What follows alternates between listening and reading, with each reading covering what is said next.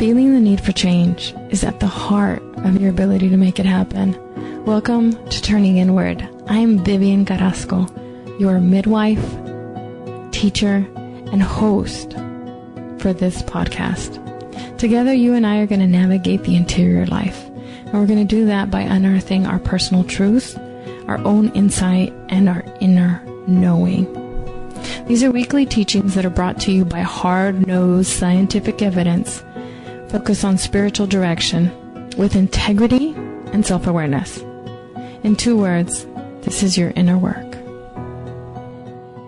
I want to welcome you back to the Turning Inward podcast, and I have a special guest with us today, Cathy Cochrane.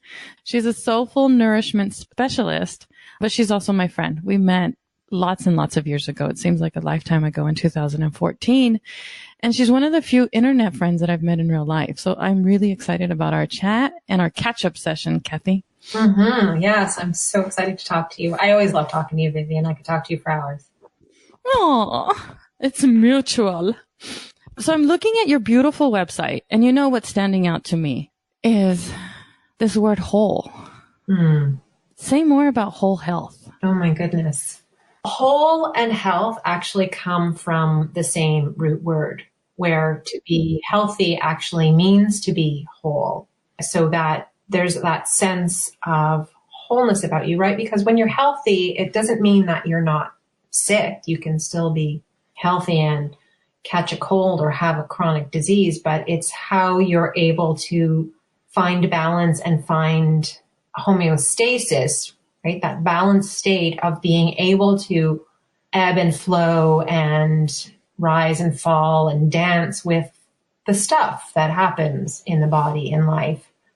And this is physical health, it's mental health, it's emotional health. So there's that part as well. That's the whole. So when I'm looking at a person, I'm talking to a person, I'm talking to the person as a whole with all those levels of mental, emotional, spiritual, physical, and whatever else is out there, energetic, vibrational.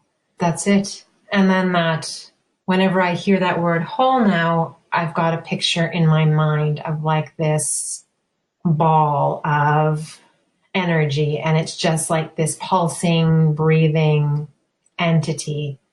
And that's kind of what's become at the center of it for me. Mm-hmm. You said you could have a chronic illness and still be healthy. Mm-hmm.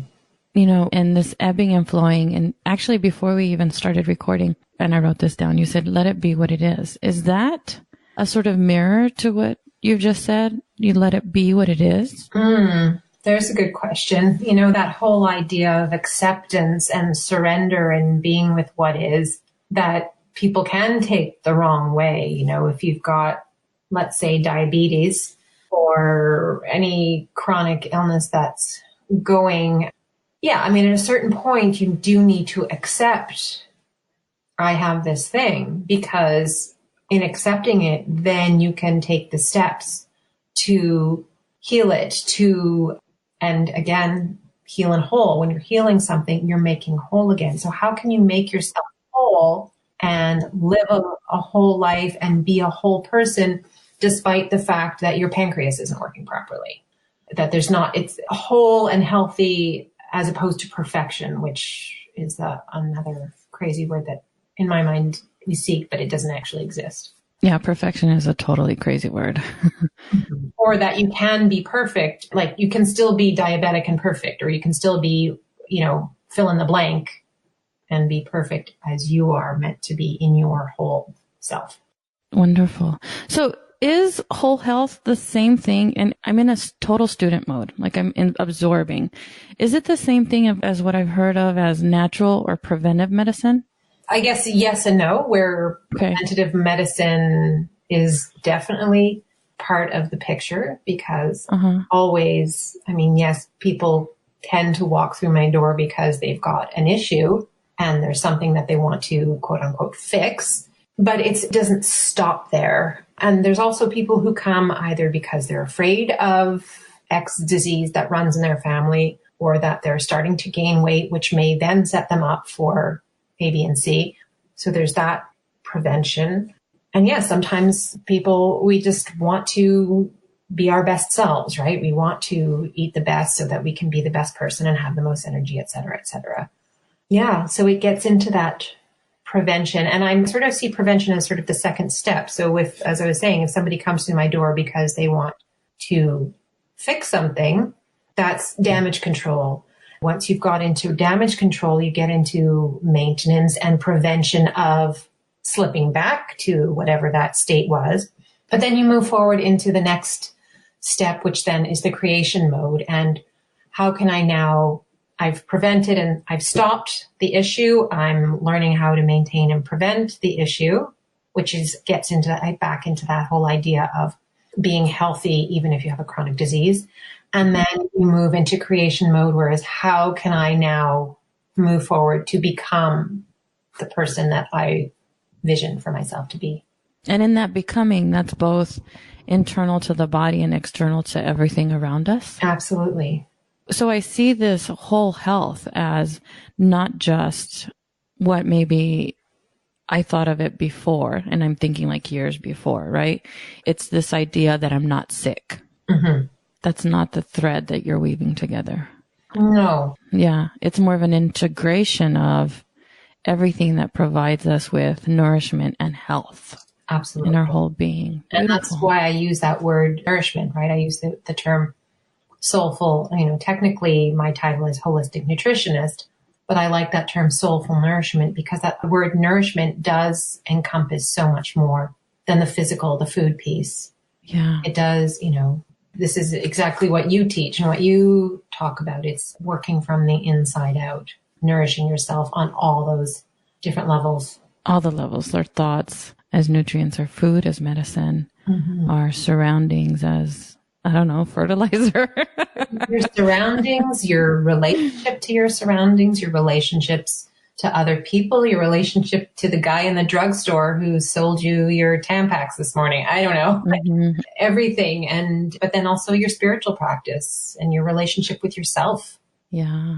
So this is drawing me towards a conversation we had before about our relationship to the medical, I'm going to say system, to doctors and experts, and the idea that we don't already or can't already know, like intuit and feel what's going on in us, and we have to be told. Now, that's not exactly what our conversation was about, but I remember that really impacting me, that, years and years ago, I would have taken whatever someone in a white coat said to me on principle, right? As truth. And now I definitely would roll that around with my own experience.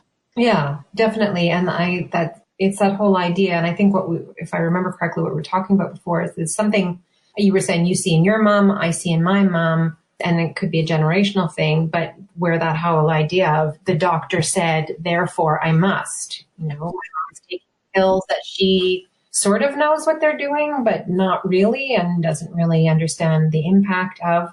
But yeah, that's that whole, I'm not against conventional medicine. It's miraculous and wonderful and has its time and its place. I like the idea of integrative medicine. So there's that piece where, yes, sometimes you do have a condition or need surgery or need specific medication that it will save your life in a given situation. But then what do you do to support it, right? It's not plumbing. It's not like you clog the pipes, get the guy in to change the pipe, and then you go on. Like, what was it that clogged those pipes in the first place? And what are your lifestyle habits that you need to change in order to unclog those pipes? So a lot of my work revolves around that part of looking at, okay, well, what got you here in the first place? What's happening in your life? What are the stories you tell yourself? What is the story of your life, and what's going on in your body? What's going on in your life, and where do they intersect? And then how can we use that knowledge of your body and your life to then find the little breadcrumbs of how to then move you past that state? Yeah. Because none of these things exist independently. And that's another sort of realization that I've come across over the last, half a dozen years, is that nothing is independent. Everything is interdependent. I love the way that you use the word integrative, because in my work, everything is an integration. It requires integration. And I think that's what this our Western culture really doesn't give us space for to step into is that integration of everything, the learning, the receiving, the giving. It's just, it has to both ebb and flow, like you said earlier. Mm-hmm. Yeah. It's not an either or, it's and both. Yeah. I like to say both and. I've gotten used to that. But I do want to go back to the idea of the medical system. And just for giggles, we need to just know that it wasn't that long ago that they were using leeches and bleeding a person as a health technique. So there is a lot of learning and it has a lot of value, but there's more learning to come. We can't imagine the amount of learning there is to come in the field, the entire industry of health. And in 300 years, will they look back at what we do now and say, oh my goodness, how primitive. Mm-hmm. Isn't that exciting? Mm-hmm. Yeah. So tell me how you got here. What is it that brought you to the integrative medicine and working with women and them making friends with their bodies? Yeah. I think this is part of the journey that was my own integration. I grew up in a world where I was told constantly to use my head. My parents, whether it's because they're academics and so are always in their minds or whatever, it's that logical, rational world, compounded by the fact that my family's also Catholic, which has its own denial of the body. So I literally lived most of my youth from the neck up, right? There was no integration of what's going on in my head, what's going on in my body. And it was, in fact, I was nearly 30 years old and I was at a yoga retreat and I read in a book that you feel your emotions in your body. And it always seems so ridiculous to say out loud now, but at the time it was the biggest light bulb. Oh my goodness, I had no idea. They were thoughts in my head, but because I was doing yoga, because this was also around the time that I had my first two children. And so when you're pregnant, you necessarily get intimately connected with your body and what's going on in it. And I became more self-aware in that way. And it was also at that time when I realized, wow, having children, there are doctors and nurses and staff in hospitals and stuff saying, do this, don't do that. And it's them. I realized how much of that health world, the conventional health world, is other people telling you what to do with your body, right? So you basically give them the power of your own body. And so because I was learning how to I was getting to know my own body and my own person, I realized then I had choices. I had different ways of doing things, that it was okay for me to, the nurse says you need to do this with your baby, and trusting that my instincts saying, no, actually that's not going to work for me or for my baby, and how to do what works for me. And it's part of that learning that I'm interested in sharing with women and helping women understand that they do have choices, that there is more to what's being said from the outside. And you see it now with food and diets, and you go online and there are 700,000 gurus telling you the right thing to eat. But then how do you take all that information, lay it aside, and get to know who you are? What's your body about? What works for you? And then feed yourself from that sense. And so that's working from the inside. And then the other part of my journey to get to know myself was allowing myself to be supported by others. So then in my early 30s, I got divorced and was being self-sufficient in a way that I hadn't before. So got to know myself in that regard. But I had a network of women around me, a sisterhood. I had colleagues, I had teachers because I'd gone back to school, I had friends, and I learned that part of my own growth, part of my own health was the fact that I had this tribe, right? That it's the women around the fire pit who are there to laugh with you and cry with you and give you advice and listen to your woes and hear your advice when you have it to offer to them. It becomes the cooking pot, as it were, the container in which you can then stir and create your own health and healing and sense of self and growth. That brings the imagery of midwifery to my mind or my heart or whatever is coming up. It's just that we experience it and then we help others move through that experience.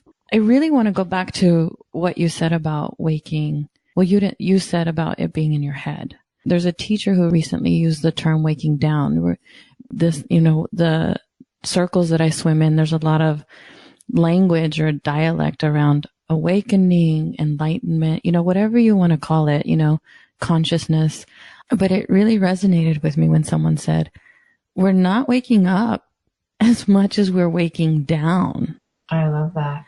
And I have to tell you that I had such a hard time with the word embodiment. I used to be angry because I'd get books and I'd read about it, but I really didn't have an understanding, like a bone level knowledge of what it meant to be intimate with my own experience. Right. The reason I laugh is because I'm totally there reading the book about embodiment. Like the fact of trying to understand, as in with your mind, embodiment is funny, but that's how I acted and obviously how you acted too, right? Yeah. It's like, I don't get it. Like, until I started to do practices around it, and I use either the example of getting on a bike to learn how to ride it, because you don't learn how to ride it otherwise, or not knowing to swim until you actually get in the water. I think the very first practice I learned that I related to embodiment was, I think it's called dowsing.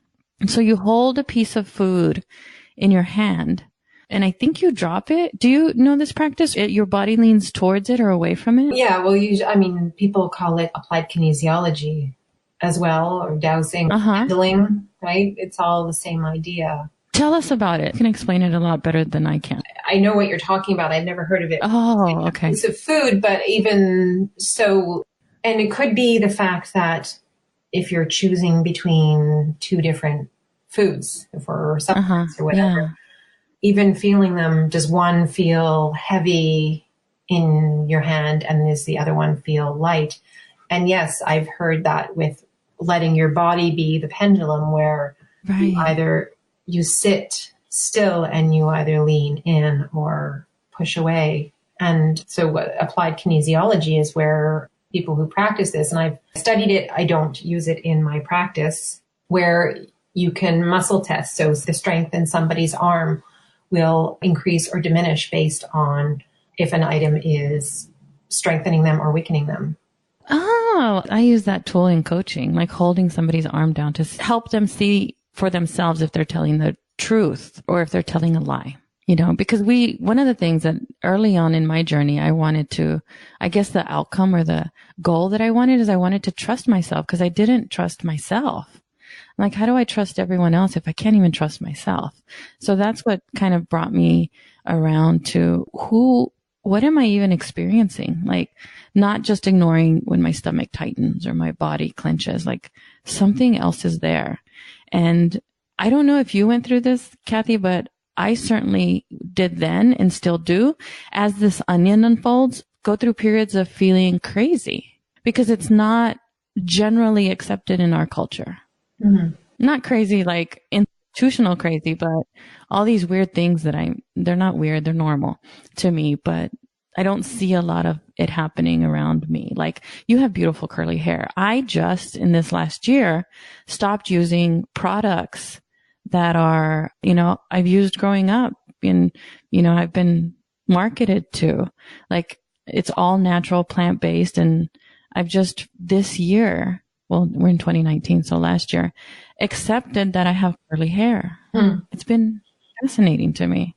Yeah. I mean, that whole idea of crazy, actually, what that brings to mind, the fact that is sometimes I don't always share certain aspects of myself, right? I won't talk about pendulums and vibrational medicine with everybody and anybody, which I suppose is part of the issue, right? If we don't talk about it, it doesn't become part of the accepted norm.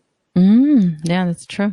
Making it more okay. I've definitely done that. I've been unabashedly sort of bold about this is the weirdness about me, right? Because I'd rather you see it and accept it or kind of be curious about it and walk away early on than pretend to fit in.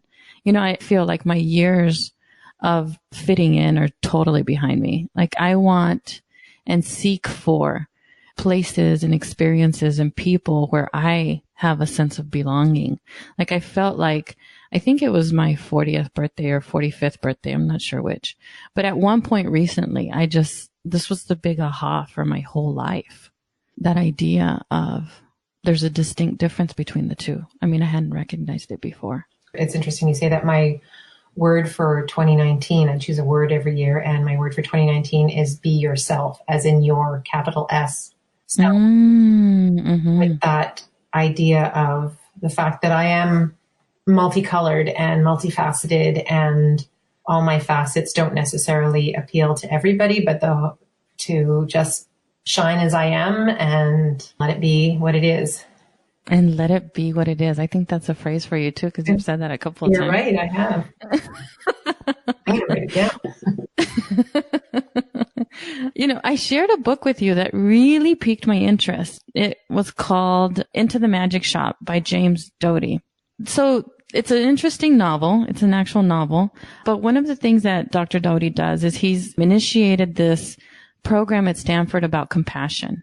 And if I understand it correctly, his focus is on educating physicians to have compassion, as opposed to how they're educated as they go through their training. Like that compassion isn't really center to what they experience. I mean, when you think of, I obviously have never been through residency, but I understand it's a pretty brutal process. What are your thoughts on his work or the idea of those providers having more compassion? Yeah, that book is on my list. I have yet to see it, to read it. But yes, I agree that compassion is a lot of what's missing. In fact, just that whole idea of book learning versus being in practice, right? We were saying before about even just that whole embodiment thing, right? You read it in a book and you try to understand it, but you really need to live it. And I find it's the same. And I would probably say the same thing about any profession, about lawyers and financial advisors, as well as doctors and psychiatrists and stuff, where, yes, there are certain facts that you learn in a book, but at the end of the day, you're sitting with a person in front of you. And that person doesn't necessarily fall right out of the pages of the book, where they may have excerpts of what you've read in the chapter on these symptoms or this particular disease, but that they have other things going on, and that they have a certain home that they live in. They're in certain relationships. They've got a certain background. They are one race or another. They have emotional states. They have different stress levels. They have different financial backgrounds. So that need definitely to remember the person that you're dealing with. When I was still living in Montreal, I was working, and a lot of my friends who are actors work at the McGill Med School. They have a simulation center where they get medical students, interns, to then meet with people who have been given a certain scenario and then learn how to deal with the person. And that not everybody is going to react the same way. Some people are going to get upset. Some people are going to listen to you blindly. Other people are going to argue every step of the way or complain to you about certain symptoms. Then you need to do the detective work. So it just, yeah, I agree that this is something that needs learning. And as I said, in the medical field, but any professional field, really. Yeah, compassion. Because we're human beings, just has to be a bigger picture of how we experience our world and ourselves. When you said simulation, it brought to mind an experience I had. I, way back in the day, wanted to be a psychologist, where you work with the DSM-4 and I don't even know what they're called, like diseases and conditions and, and in a simulation, these are obviously like pretend, because it was a piece of paper with a story, and across from me was an actor, right? It was another classmate in grad school who we were moving through this experience. And I totally it was awful. I cried, I all these things. And my professor at the time said, you might think about a different profession,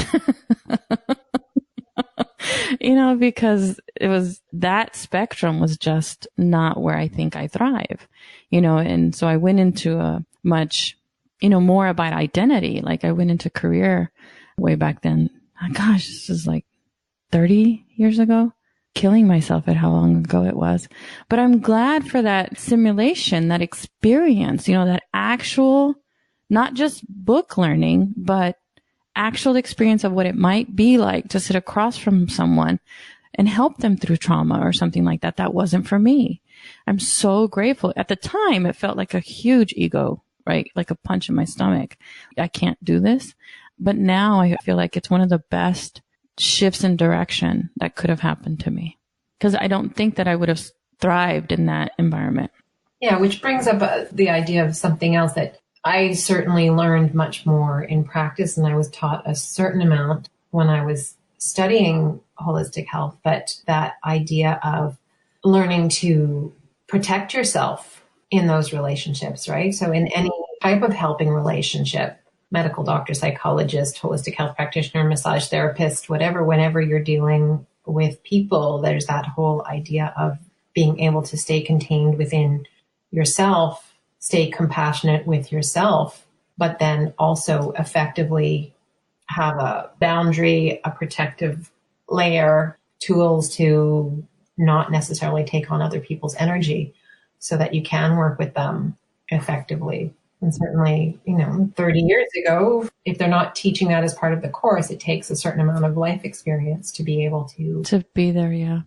To be there. But even now, I do that in different ways, in different contexts, but I don't do it in a way that I think about it as protection anymore. I think of it almost like that sieve when you're making cheese.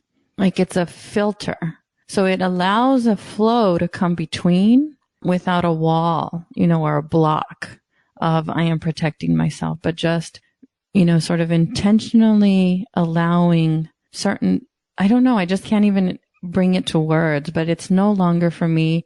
Protection is just like a embryonic sac when you imagine a baby in a belly.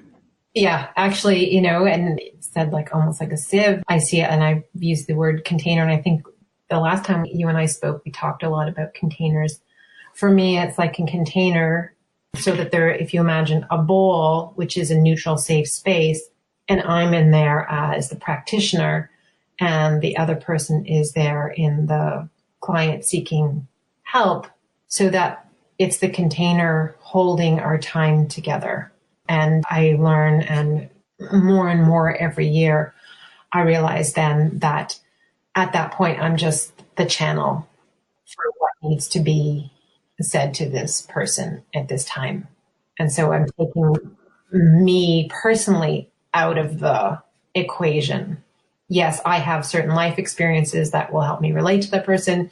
Yes, I studied certain things, so I have certain knowledge of nutrients and physiology and how they fit together, which helps me then offer practical advice.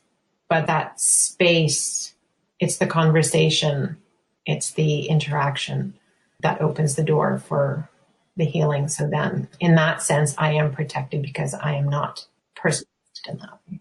So one of the things that I do as a personal practice is when something seems on the edge of the inside, I explore it a little bit. And as you shared that, without sort of jumping over, right? Because that's scary.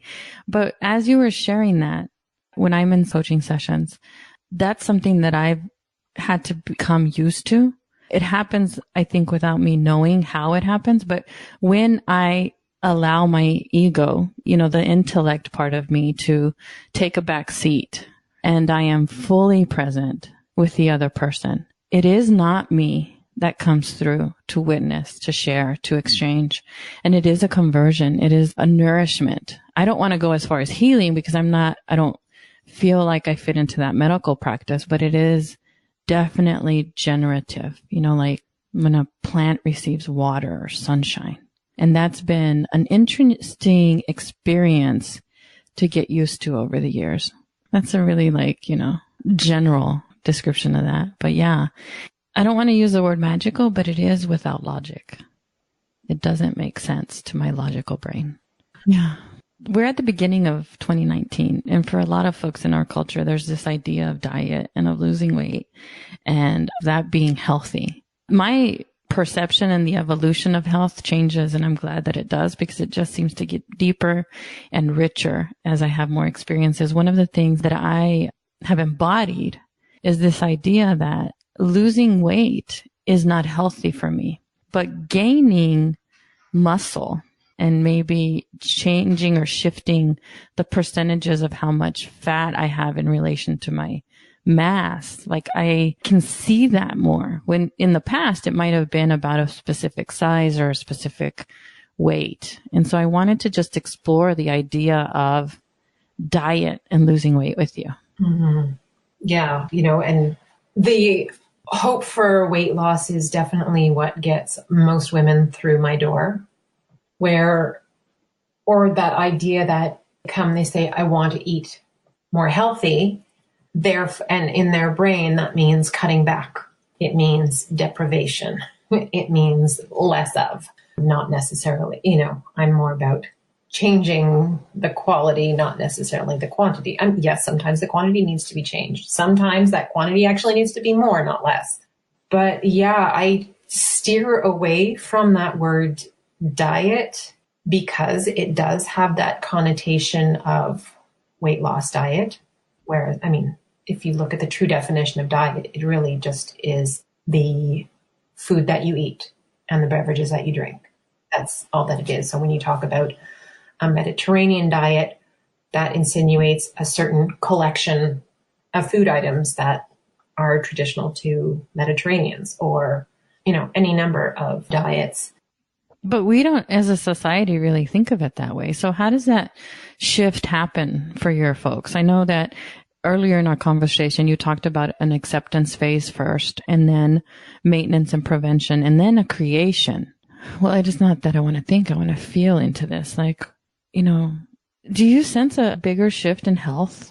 It is a big shift. And this is where a lot of my work ends up being around helping women with their relationship to food, right? So that it's, all these things that are been drilled into us. Fat is bad, or I shouldn't, carbs are bad, or we have these judgment words around the food or our habits around eating. A lot of women will say, when I'm being good, because I'll say, walk me through what you typically eat, or I'll have them fill out a food diary.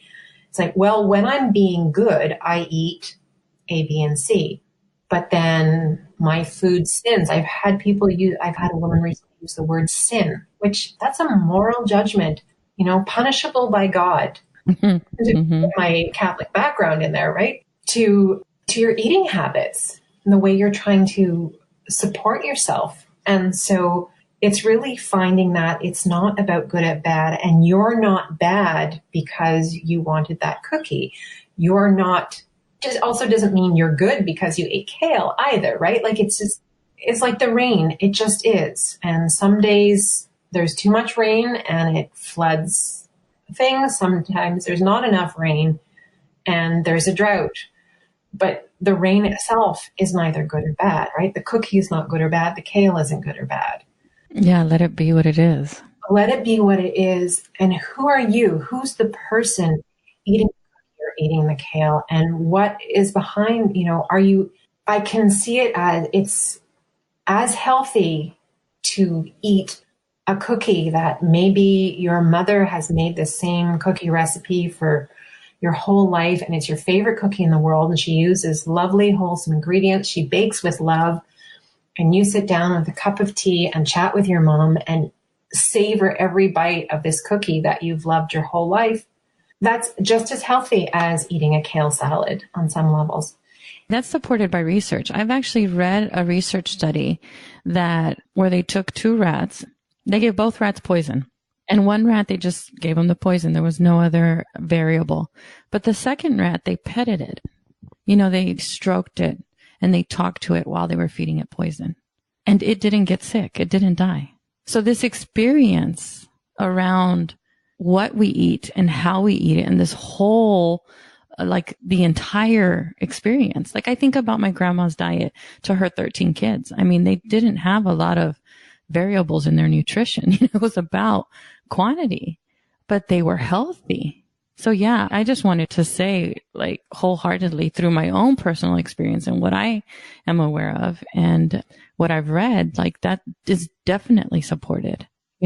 It's neither good or bad. It's how you experience it. So even if you're eating a piece of kale, but you're judging yourself the whole time that you're eating it or thinking, this isn't what I want. Yeah. Well, I feel like your body will reject it. Absolutely. Because the flip side of that I was going to say is you can eat kale salad and it won't necessarily be as healthy because you actually can't stand the taste of kale. And you're like, oh, I should eat this because I read this website. And if you eat 500 pounds of kale a week, then you'll be healthy, and you're shoveling it in and gulping it down and washing it down with whatever. I always give people the image that, if you're enjoying it and you're open-hearted and you're savoring it, that your cells are, as above, so below, your cells are going to be opening up and receiving whatever nutrition the food has to offer. Whereas if you're cringing and have to pinch your nose to get something down, then you can think of your cells being cramped and pinched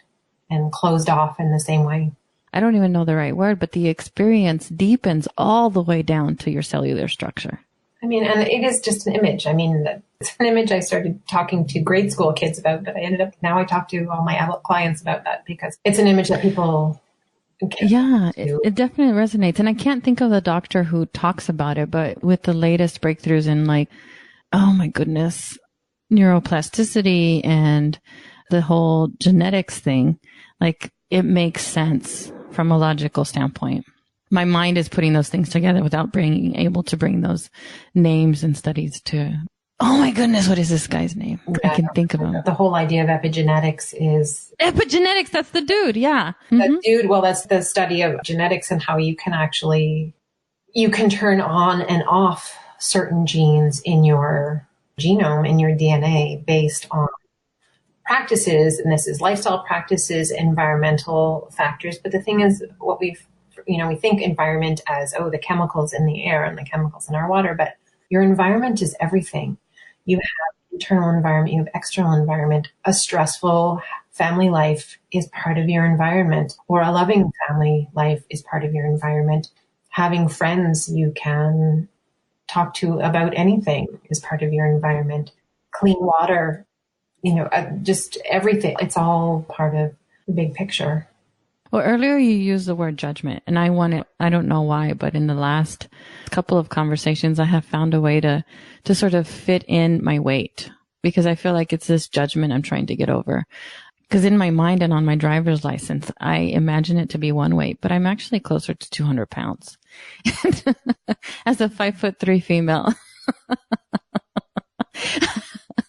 I judge it on one, on sort of a mental scale, but overall, I have really just come to accept and become more grateful that I have lots of muscle and I can move and I'm healthy and we're active.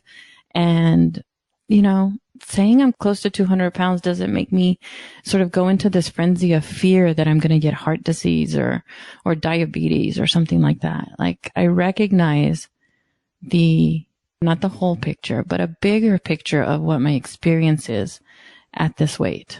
Mm-hmm. And even just that image of a bigger picture, right? Like you are growing as a human being, as a spirit having a human experience. You are getting bigger and bigger. It's possible your physical body is just expanding along with that internal growth. That's a good way to think about it. You say there's that whole idea of healthy at every size, right? HAES, where there's a whole movement that just because you're large does not mean you're unhealthy, right? We equate skinny with health. You're not necessarily ultimate health when you're thin. And, as you say, you feel strong, you've got energy, and there's a lot to be said about that, embracing that. And it's my belief, it's been my experience with a few clients, I've seen it in friends, that your size will adjust as you become more integrated in whatever it is you're growing into or becoming. If, when you said that, my mind brought sort of, I don't know how to explain it, but it brought to mind these phases, like this expansion and then this reduction. And if I look at it over the course of my entire life, it is a consistent pattern. It's a consistent cycle. So I am just affirming what you're saying. Yeah, I'm expanding now, and maybe I'll restrict, but maybe I won't. And it's interesting. You shared your word as, what was it again? My word for the year? Your word of the year? Yourself. Yourself with a capital S. Yeah. So I, for some reason, ended up with 2 words this year. One for my personal experience, and it actually reflects pretty mirror image to yours, except the word is shine. And it is allow more of myself to shine. But from a legacy standpoint, from this work, from the work that I do from a vocational stance, the word that I selected for, because I've recognized that I have to give this effort space. It is its own sort of energetic body. And its word is radiance. And it is this expansion, this warming, this, this radiating out. So I don't know why, I'm just affirming that. I'm like, yeah, that resonates with my experience. What the image I'm getting from this now is that perhaps now, shine and radiate are almost synonyms. They're very similar as words. But I can very much feel how shining is you almost being the lighthouse or a stone, a phosphorescent stone, or even a star shining. You're standing still and shining, whereas the radiating has a pulse to it, right? So it's moving out. I'm even wondering if how much you need to let go of the legacy part of your work. Yes, you are the core of that work, and it's coming from you, and you're building it and growing it. But how much do you need to let it go from your personal experience, so that, because if you're physically expanding, you know what I mean? So if you step back from it personally and let it radiate and become its own entity, then you don't need to physically grow as the legacy grows. Makes sense? I'm totally going to rewind this when it publishes and re-listen to it, Cathy, because I think you've just coached me into a new level of perception around it. That really resonates. Thank you. I'll experiment with that. Interesting. I love when things like this happen.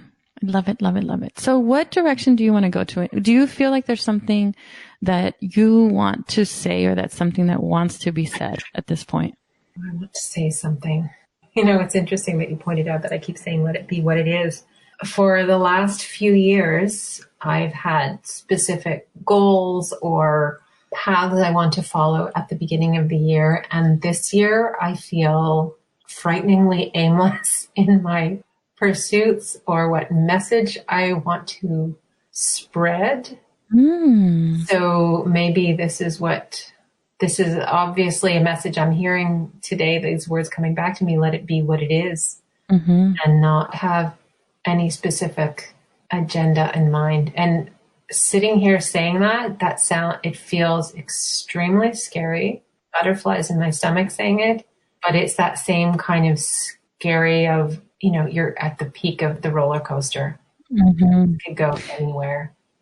And your first step that we talked about was acceptance. What I've recognized is that I continue to relearn and relearn and relearn my own lessons that I teach at deeper and deeper levels. And it's almost funny to me as I look back on something and go, oh, I see. I see. When you said goals, that's one of the sort of principles of the perspective that I invite people into is, and the metaphor that I use is the distinct difference between achievement, which is where I feel like my old stories and my old models were, and the idea of aspiration. So it's the difference between being in a boat and rowing to the shore right? That's the goal. It's the gap between where I am and where I'm headed. And there's a whole lot of practicalness around those kinds of things.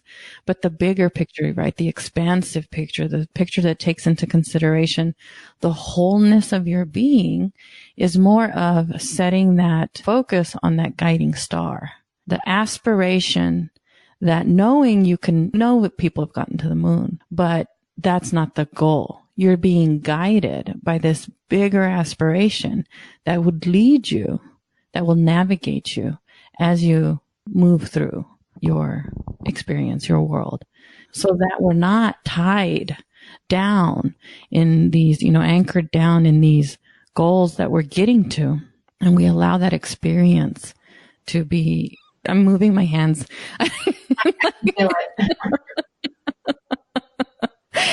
So, but that's one of the things that I love to sort of frame is I see that shift happening in the folks that I work with is it's a definitive, it's scary and you don't know what's on the other end, but no one's ever come back and said it wasn't worth it. So that's cool.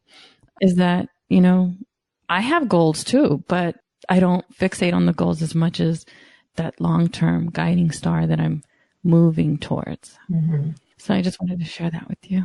Thank you. And as we spoke about that with the image of the boat and the anchor and the shore and the rowing, I realize where I am is I'm in the boat. I'm letting the waves gently rock me, but I have no idea what direction I'm headed. My sight's on any piece of land, and I'm being okay with that. Yeah. I actually had a conversation yesterday where a story was shared with me, and her teacher had taught her, like, at this point, this is where you bring in the oars. And that mental image of bringing in the oars and letting the current move you is very similar to what you just said. So, Cathy, tell us where we can find you online or how folks can connect with you. Yeah. I have a website, wholehealthservices.ca, where you can learn a bit more about my work, my story, read a bit about my services. I am also on Instagram, Cathy Cochrane 8WH. And on Facebook, I have a page called Whole Health Services. Perfect. And in addition, so this is sort of the bonus question I like to throw in every once in a while. In addition to sort of the message of letting it be what it is, if you had one thing to share, as we close up our conversation with each other, with the folks who are listening, what would you say? Tied mostly to my main message about listening to your body is just take that time to listen to you. So if that's turning off the music, if it's sitting in meditation, if it's taking a walk by yourself without anybody to talk to, without any distractions, and just be, because and feel into your body and notice what you're feeling at that point. And notice where you are when you light up. Notice where you are when you feel heavy and gray, and let those be your compasses. Beautiful. Thank you so much for the conversation, Cathy. Thank you, Vivian. It's been a pleasure as always. If something needs to change and you don't quite know what it is yet, tune in and turn inward. I host an online learning community where we can figure it out together. Feels like a little family, and it's a place where you can be supported and offer support, because togetherness sparks change. Visit my digital home at viviancarrasco.com to learn more.